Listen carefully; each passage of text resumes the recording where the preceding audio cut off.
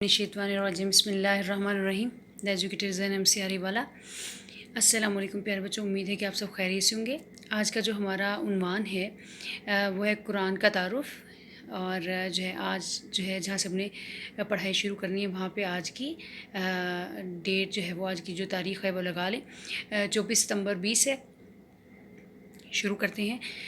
अल्लाह ताला ने इंसानों की हदायत के लिए अपने रसूलों पर मुक़द्दस किताबें नाज़िल फरमाई। मशहूर आसमानी किताबों के नाम ज़बूर, तौरात, इंजील और कुरान मजीद हैं। ज़बूर हज़रत दाऊद अलैहिस्सलाम पर, तौरात हज़रत मूसा अलैहिस्सलाम पर और इंजील हज़रत ईसा अलैहिस्सलाम पर नाज़िल हुई। आखिरी किताब कुरान मजीद है जो हमारे प्यारे नबी और रसूल हज़रत मोहम्मद सल्लल्लाहु अलैहि वसल्लम पर नाजिल हुई। जिस तरह हज़रत मोहम्मद सल्लल्लाहु अलैहि वसल्लम आखिरी रसूल और आखिरी नबी हैं, इसी तरह कुरान मजीद आखिरी आसमानी किताब है। ये क़यामत तक तमाम इंसानों के लिए हदायत का सरचश्मा है। कुरान मजीद का एक एक हर्फ महफूज है और इसमें कोई तब्दीली मुमकिन नहीं, क्योंकि इसकी हिफाजत का ज़िम्मा खुद अल्लाह ताला ने लिया है।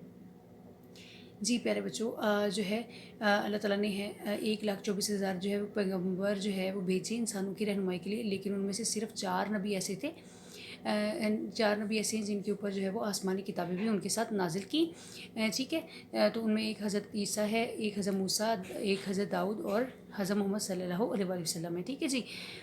और कुरान मजीद जो है ये जो ज़बूर, तौरात और इंजील हैं, ये सिर्फ़ जो है हज़रत दाऊद अलैहिस्सलाम, हज़रत मूसा अलैहिस्सलाम और हज़रत ईसा अलैहिस्सलाम थे, सिर्फ़ इनकी उम्मत के लिए, इनकी जो कबीले थे या उनके लिए थी। ठीक है, हदायत के लिए उन्हीं के कबीलों की या उनकी उम्मत के लिए थी।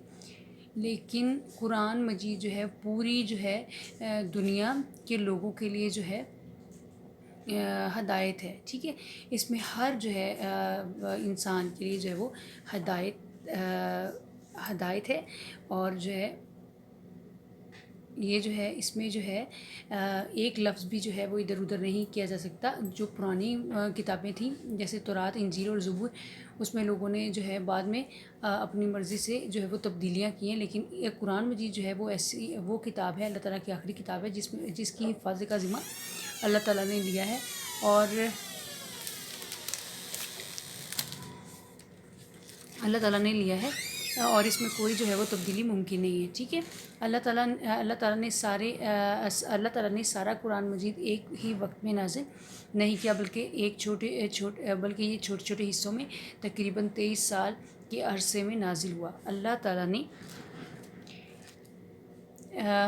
ताला ने इसे अपने फ़रिश्ते हज़रत जिब्राईल अलैहिस्सलाम के ज़रिए आप सल्लल्लाहु अलैहि वसल्लम पर नाज़िल फरमाया। कुरान मजीद की वो आयत जो नबी अकरम सल्लल्लाहु अलैहि वसल्लम पर हिजरत मदीना से पहले नाज़िल हुई, मक्की आयत कहलाती हैं, और जो आयत हिजरत मदीना के बाद नाज़िल हुई इन्हें मदनी आयत कहते हैं।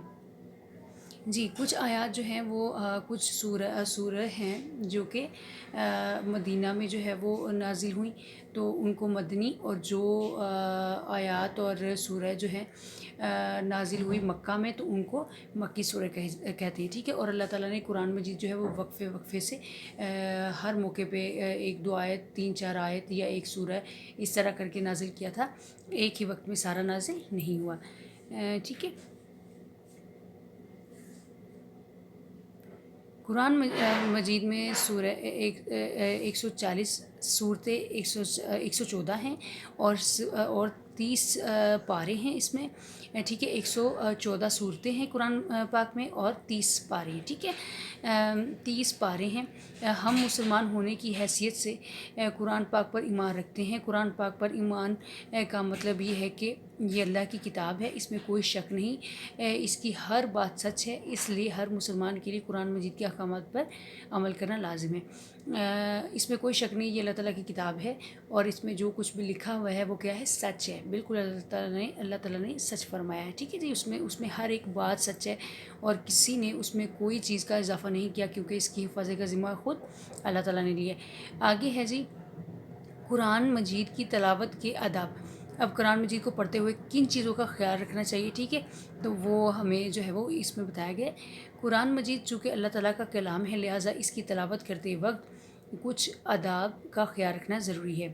قرآن مجید پڑھنے سے پہلے جسم، لباس اور جگہ کا پاک ہونا ضروری ہے۔ ہاں جی، آپ کا جسم، آپ کا جو اپنے کپڑے پہنے ہوئے وہ، اور جو آپ کی جگہ ہے جہاں پہ آپ بیٹھ کے قرآن پاک پڑھ رہے ہو وہ پاک ہونی چاہیے، ٹھیک ہے۔ قرآن مجید کی تلاوت سے پہلے وضو کرنا چاہیے۔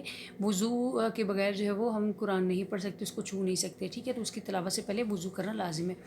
قرآن مجید کی تلاوت سے پہلے تعوذ و تسمیہ پڑھنا چاہیے۔ تعوذ تسمیہ کس کو کہتے ہیں؟ تعوذ کہتے ہیں اعوذ باللہ من الشیطان الرجیم کو، اور تسمیہ بسم اللہ الرحمن الرحیم کو کہتے ہیں۔ تو تلاوت سے پہلے ہمیں اعوذ باللہ اور بسم اللہ پڑھ لینی چاہیے۔ قرآن مجید کو پڑھتے وقت اعراب کا خیال رکھنا چاہیے اور صحیح تلفظ سے پڑھنا چاہیے۔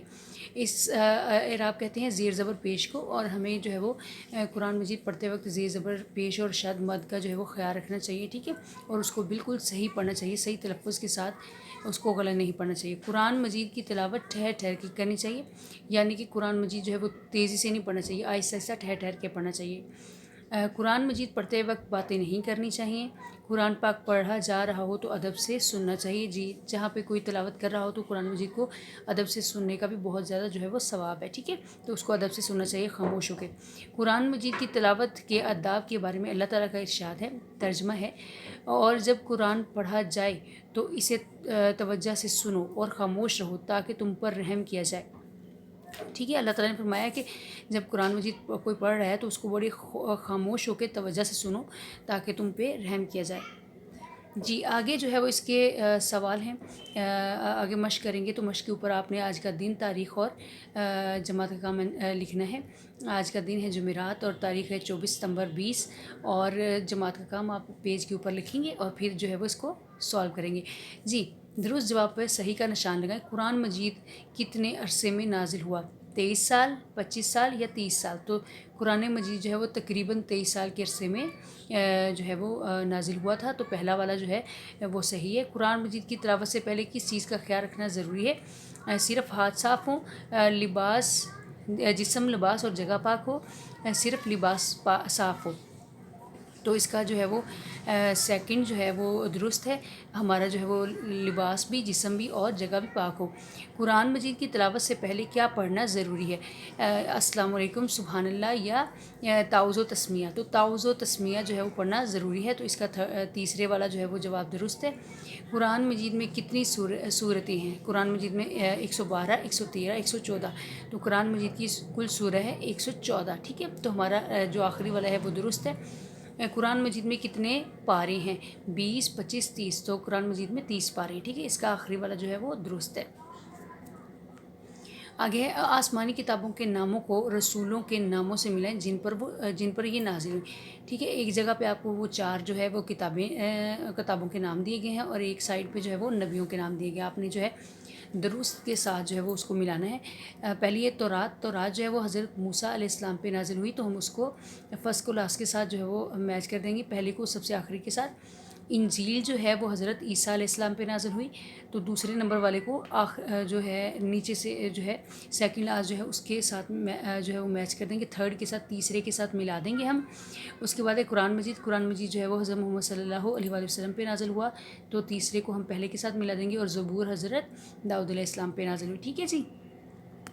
اس کو بہت اچھے سے یاد کرنا ہے، آپ نے پڑھائی اس کی کرنی ہے بڑے اچھے طریقے سے، اور جو ہے اس کی املا کرنی ہے تاکہ آپ کی غلطیاں جو ہے وہ دوبارہ نہ ہوں، ٹھیک ہے، آپ کی املا درست ہو جائے، ایک الگ رجسٹر پہ لکھنا ہے۔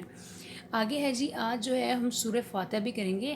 سورہ فاتحہ جو ہے آپ کی بک پہ بھی ہے، تو آپ جو ہے آج کی ڈیٹ اینڈ ڈے بک پہ پیج پہ لگا لیں، اور اس کو آپ نے یاد کرنا ہے زبانی، ٹھیک ہے جی۔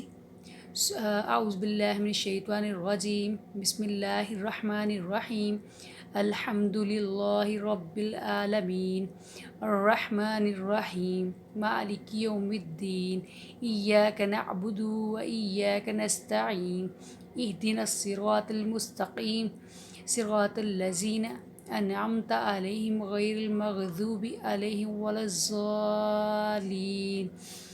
یہ جو ہے آپ کی سورہ فاتحہ ہے، آپ نے اس کو بڑے اچھے سے پہلے غور سے سنیں جو میں نے پڑھی ہے، اور اس کے بعد جو ہے وہ آپ نے اس کو یاد کرنا ہے، ٹھیک ہے، آپ نے اس کو اچھے سے یاد کرنا ہے، آپ کی تلفظ کی کوئی غلطی نہ ہو۔